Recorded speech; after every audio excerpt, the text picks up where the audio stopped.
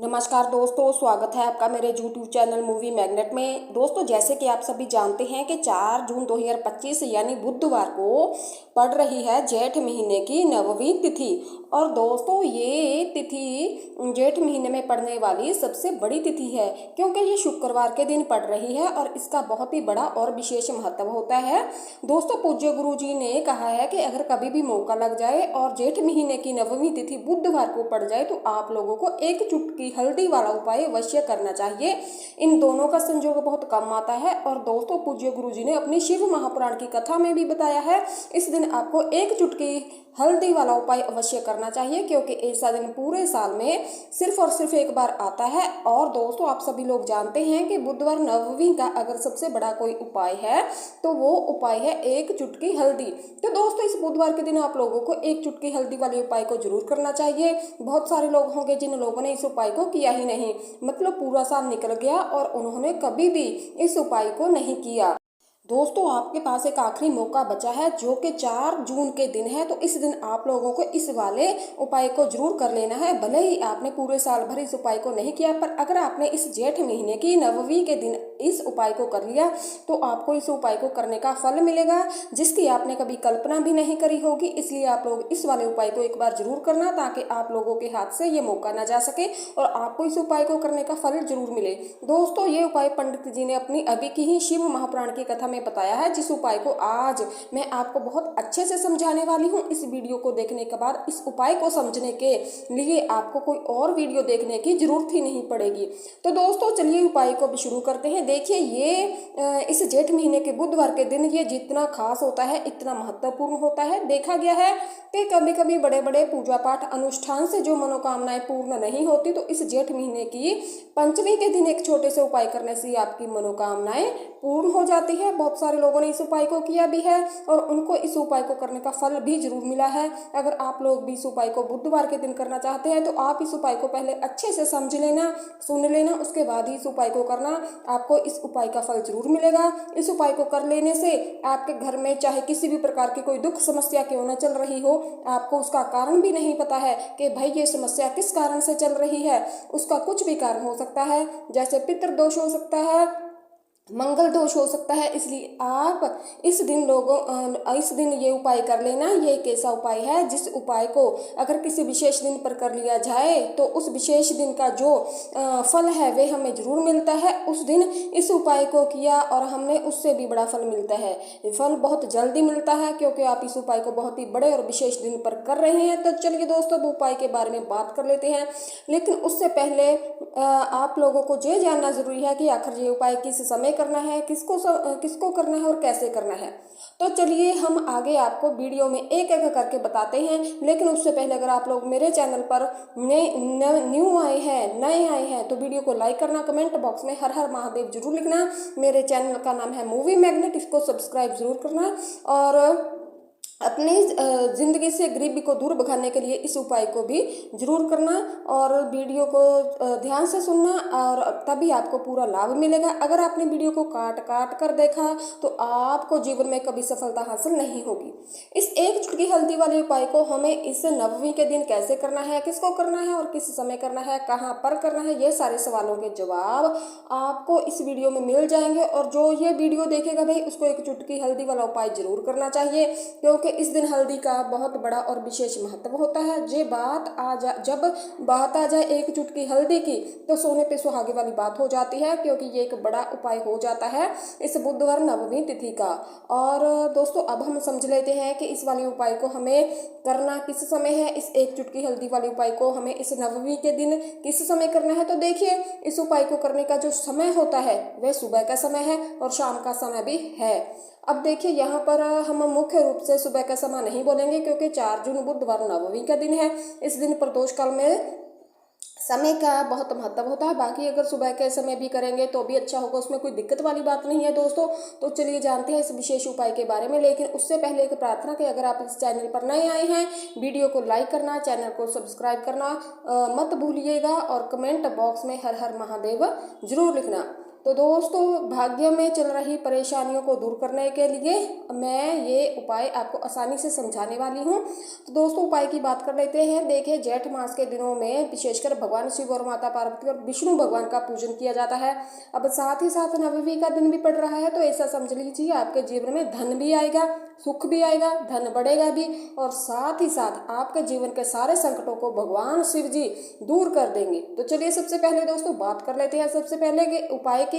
जो बुधवार नवमी वाले दिन को आपको विशेष करना होगा। इस उपाय को करने से आपकी कोई भी ऐसी इच्छा, कोई भी ऐसी विश जो अभी तक अधूरी है, पूरी नहीं हुई, तो आपकी बड़ी से बड़ी इच्छा पूरी हो जाती है जब आप बुधवार वाले दिन इस उपाय को कर लेते हैं।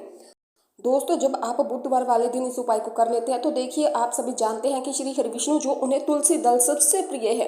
बिना तुलसी माता के श्री हरि विष्णु अधूरे हैं और बिना तुलसी पत्तों के श्री हरि विष्णु का भोग भी अधूरा है। अब श्री हरि विष्णु को प्रसन्न करने के आप अपनी किसी भी मनोकामना को पूरी कर सकते हैं, क्योंकि श्री हरि विष्णु प्रसन्न हो गए तो आपकी कोई भी विश, कोई भी इच्छा, मनोकामना अधूरी नहीं रहेगी। देखिए हम सभी के घरों में माता तुलसी का पौधा अवश्य ही होता है। हमें तुलसी जी के पौधे में सबसे पहले तो 3 पत्ते तोड़ने हैं। देखो एकादशी वाले दिन आपको तुलसी के पत्ते नहीं तोड़ने। तो देखिए तुलसी जी आपको 3 पत्ते तुलसी के तोड़ लेने हैं। इन तुलसी जी के पत्तों को तोड़ने के बाद आपको एक चुटकी हल्दी भी अपने साथ लेनी है। हल्दी के अंदर आपको जल मिलाकर पेस्ट बनाना है। इसी के साथ आपको एक दीपक भी लेना है। दीपक आपको आप मिट्टी का ले सकते हैं, आटे का भी ले सकते हैं। इस दीपक में आपको शुद्ध घी डालकर उसमें लंबी रुई की बाती का प्रयोग करना है।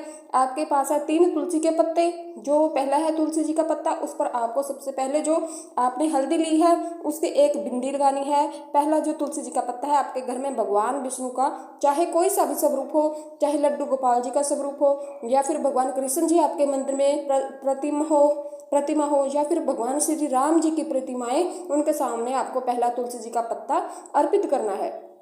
देखिए दोस्तों अब आपके पास जो 2 पत्ते बचे हैं, आपके पास जो एक दीपक है, इन्हें आपको लेकर के पहुंचना है अपने घर की तुलसी जी के पौधे के पास में। सबसे पहले तो आपके पास जो तुलसी जी के पत्ते हैं उन पर आपको हल्दी की एक बिंदी लगानी है। उन दोनों ही तुलसी के पत्तों को आपको अपने घर की तुलसी जी के पौधे के वहां पर ही अर्पित करना है। इस प्रकार से ये दोनों पत्ते भी तुलसी जी के पौधे के पास में अर्पित करने के बाद अंत में जो आपके पास एक लंबी बाती का दीपक है, इसे आपको तुलसी जी के पौधे के पास ही प्रज्वलित करना है। जो भी व्यक्ति अपने ही घर में इस प्रकार से तुलसी जी के 3 पत्तों का ये उपाय करता है तो उसका परिवार हमेशा हमेशा खुश रहता है। उसके परिवार में कभी कोई संकट उत्पन्न होता नहीं। यदि आपके घर में जो ग्रह क्लेश होता है वे भी समाप्त होता है। इस प्रकार से ये सुंदर सा उपाय आपको करना है। दोस्तों बात करते हैं अगले उपाय की। देखो यदि आपके जीवन में आर्थिक संकट बहुत अधिक हो रहे हैं, धन की समस्या लगातार जिंदगी में बनी हुई है, 1 रुपयों को प्राप्त करने के लिए आपको बहुत अधिक मेहनत करते हैं, तो आज रात्रि में सोने से पहले आपको यह चमत्कारी दीपक का उपाय अवश्य करना है।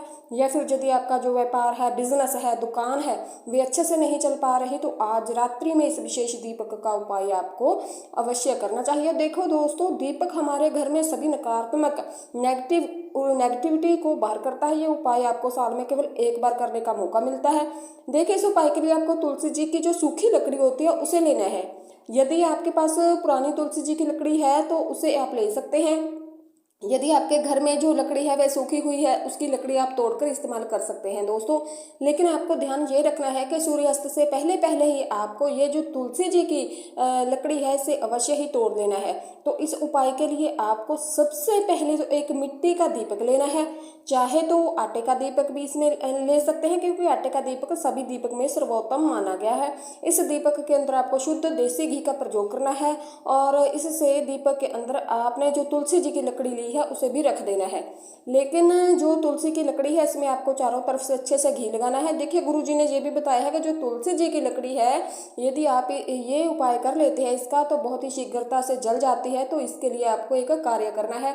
आपको थोड़ी सी रुई लेनी है। उस रुई को आपने जो तुलसी की लकड़ी ली है ना, उस पर अच्छे से चारों तरफ से लपेट देना है। तुलसी जी की लकड़ी के ऊपर रुई लपेटने के बाद इसे आपको पूरा घी के अंदर डुबो देना है। अब इसे आपको बाती के रूप में प्रयोग करना है। इस दीपक को आपको प्रज्वलित कहाँ करना है? दोस्तों इस दीपक को आपको या तो भगवान विष्णु के सामने प्रज्वलित करना होगा या फिर आपको भगवान श्री राम के सामने प्रज्वलित करना होगा, फिर भगवान कृष्ण जी के सामने यानी कि भगवान विष्णु के जो भी अवतार हैं उनके सामने आप ये दीपक प्रज्वलित कर सकते हैं, या फिर आप इस दीपक को माता तुलसी जी के सामने भी प्रज्वलित कर सकते हैं। पूज्य गुरु जी ने यह भी बताया है कि जो भी व्यक्ति इस प्रकार से तुलसी जी की डंडी से ये दीपदान कर देता है उसके जीवन में कभी भी अन्न और धन की समस्या नहीं रहती। इसलिए आपको ये पूरे साल में केवल एक बार करने का मौका मिलता है। इस उपाय को आप करके देखिए, आपकी सभी इच्छाएं पूर्ण होगी। ये जो उपाय है रात्रि में सोने से पहले ही आपको करना है। ये उपाय आपके लिए सर्वश्रेष्ठ होने वाला है। दोस्तों देखिए, इस उपाय के लिए आपको मात्र 5 हरे मूंग के दाने लेने हैं। देखिए तिथि है और ये बुधवार के दिन पड़ रही है, इसलिए आपको 5 हरे मूंग के दाने लेने हैं। हरे मूंग के दाने आपको साबुत लेने हैं, खंडित नहीं होने चाहिए, इस बात का आपको विशेष ध्यान रखना होगा। इसी के साथ में आपको एक तांबे के पात्र के अंदर अपने घर से शुद्ध देसी घी लेना है। अब दोस्तों इन सभी सामग्रियों को लेकर आपको सीधे पहुंच जाना है भगवान शिव जी के मंदिर में। दोस्तों देखिए, इस उपाय को भी आप सुबह भी कर सकते हैं और शाम के समय भी कर सकते हैं, इसमें कोई दिक्कत वाली बात नहीं है। भगवान शिव जी के मंदिर में पहुंचने के बाद आपके पास जो 5 हरे मूंग हैं उनमें से पहला जो हरा मूंग है दोस्तों, आपको शिवलिंग के सामने जो नंदी महाराज होते हैं उनका जो पैर उठा हुआ होता है वहां पर आपको पहला हरा मूंग समर्पित कर देना है और आपको ओम नमः शिवाय इस मंत्र का जाप कर लेना है। फिर आपको दूसरा हरा मूंग उठा लेना है और शिवलिंग पर जो श्री गणेश जी वाला स्थान होता है वहां पर यह दूसरा हरा मूंग समर्पित कर देना है, यानी कि शिवलिंग के सीधे तरफ आपको दूसरा हरा मूंग समर्पित करना है दोस्तों। और फिर आपको ओम नमः शिवाय या फिर श्री गणेशाय नमः इस मंत्र का जाप कर लेना है। जो तीसरा हरा मूंग का दाना है आपको भगवान शिव जी की सबसे प्रिय पुत्री माता अशोक सुंदरी वाले स्थान पर समर्पित करना है दोस्तों। शिवलिंग की जो जलाधारी होती है ना, जहाँ से जल बहकर आता है, उसी जलाधारी के बीच में जो कहीं कहीं उठी हुई लाइन होती है सांप की आकृति के रूप में, वहीं पर आपको तीसरा हरा मूंग समर्पित कर देना है दोस्तों। और फिर आपको ओम नमः शिवाय इस मंत्र का जाप कर लेना है। अब दोस्तों चौथा हरा मूंग है जो, उसे आपको भगवान कार्तिकेय जी का जो स्थान होता है ना शिवलिंग पर, वहां पर आपको ये चौथा हरा मूंग का दाना समर्पित कर देना है और आपको ओम नमः शिवाय इस मंत्र का जाप कर लेना है। अब दोस्तों आपके पास जो 5वां और अंतिम हरा मूंग बचा है उसे आपको जल के पात्र के अंदर डाल देना है और इस हरे मूंग से युक्त जल से आपको भगवान शिव जी के शिवलिंग का अभिषेक कर देना है। जल आपको बिल्कुल धीरे धीरे समर्पित करते जाना है और लगातार आपको शिव महापुराण के मूल मंत्र श्री शिवाय नमस्तुभ्यम इस मंत्र का जप करते रहना है। फिर आपको शिवलिंग के सामने बैठकर, यदि आप अपने बच्चों के लिए ये उपाय कर रहे हैं, यदि आप अपने बच्चों की बुद्धि ज्ञान और विवेक के लिए ये उपाय कर रहे हैं तो उनके लिए आपको प्रार्थना करनी है, और या फिर व्यापार में वृद्धि करने के लिए ये उपाय कर रहे हैं तो उसकी कामना करते हुए आपको प्रार्थना कर लेनी है। या फिर अपनी नौकरी कर रहे हैं, नौकरी के लिए या फिर अपने इंटरव्यू के लिए या धन की प्राप्ति के लिए कर रहे हैं, मतलब जिस भी कामना के लिए आप इस उपाय को कर रहे हैं उसे परिपूर्ण करने के लिए आपको महादेव से प्रार्थना कर लेनी है और फिर आपको वापस अपने घर में आ जाना है। पूज्य गुरु जी ने कहा है दोस्तों कि जो भी व्यक्ति इस उपाय को कर लेता है तो यकीन मानिए आपके जीवन के सारे कष्ट संकट बाधाएं सभी समाप्त होने लगती है। अब दोस्तों हम जान लेते हैं चौथे चमत्कारी उपाय के बारे में, लेकिन ये उपाय विशेषकर उन लोगों को करना है जिनका व्यापार बिल्कुल भी अच्छे ढंग से नहीं चल रहा, या फिर जिनके घर में धन की परेशानी रहती है, कला क्लेश रहता है, साथ ही साथ जिनका जो बुध ग्रह बहुत ही ज़्यादा खराब है, वे कमज़ोर अवस्था में है, तो उन्हें ये उपाय करने की आवश्यकता है। बुध ग्रह को मजबूत करने के लिए आपको विशेषकर ये उपाय करना है दोस्तों। देखिए, इस उपाय के लिए आपको मात्र एक प्यारी सी बेलपत्र लेनी है। बेलपत्र जो है वह कहीं से भी खंडित नहीं होनी चाहिए, इस बात का ध्यान रखना है आपको। बेलपत्र यदि आपको प्राप्त नहीं हो पाती तो आप भगवान शिव जी के शिवलिंग पर चढ़ी हुई बेलपत्र को पुण्य शुद्ध जल से धोकर उपयोग कर सकते हैं, इसमें कोई दिक्कत वाली बात नहीं है।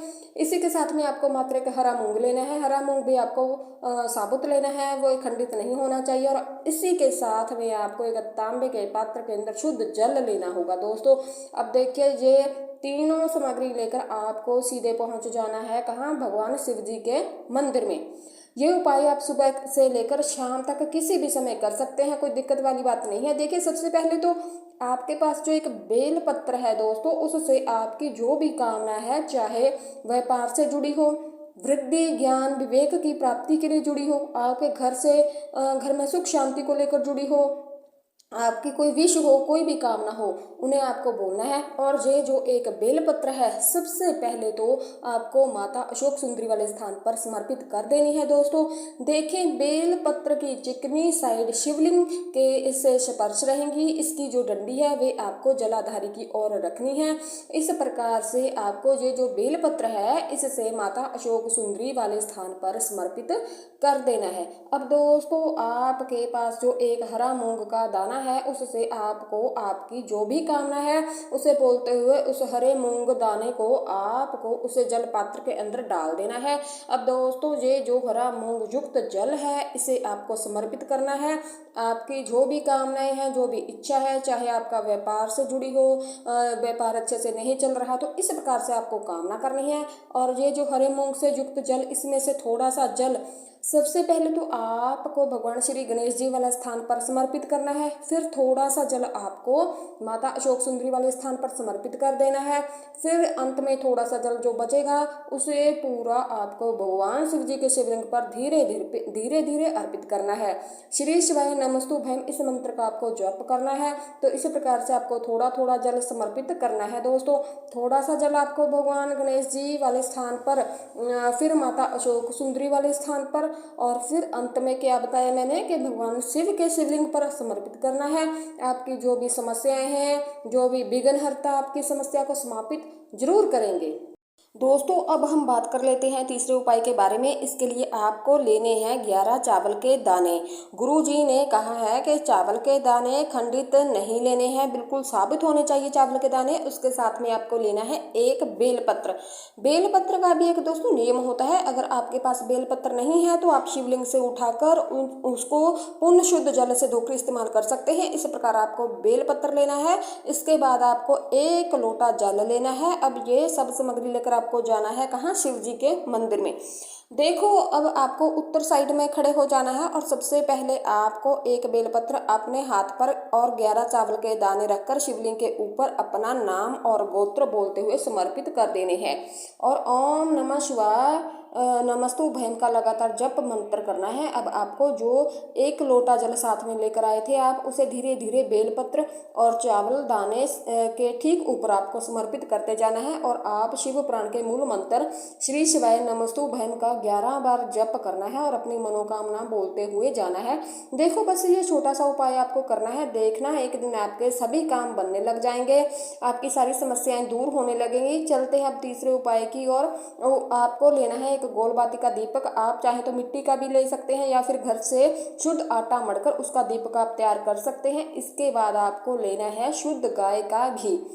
अगर वह नहीं है तो कोई भी देसी घी इस्तेमाल आप कर सकते हैं, जिससे आपको दीपक को प्रज्वलित करना है। देखो, अब ये सब सामग्री लेकर आपको जाना है प्रदोष काल में आपके घर पर तुलसी जी के घेरे के पास में। देखो, ये उपाय तो आपको अवश्य करना ही चाहिए। देखो, वहां पहुंचकर सबसे पहले वे दीपक आपको प्रज्वलित करना है और ओम नमो भगवती वासुदेव मंत्र का 11 बार जप करना है। उसके बाद आपको सीधे हाथ में थोड़ी सी हल्दी लेनी है, उस दीपक में अपना नाम और गोत्र बोलते हुए डाल देना है। उसके बाद माता लक्ष्मी से आपको प्रार्थना करनी है कि हे महालक्ष्मी, हमारे सभी दुख तकलीफों को दूर करें। हे महादेव, हमारे सब दुख कष्टों को खत्म कर दीजिए। इस तरह, इस भावना से आपको यह उपाय करना है।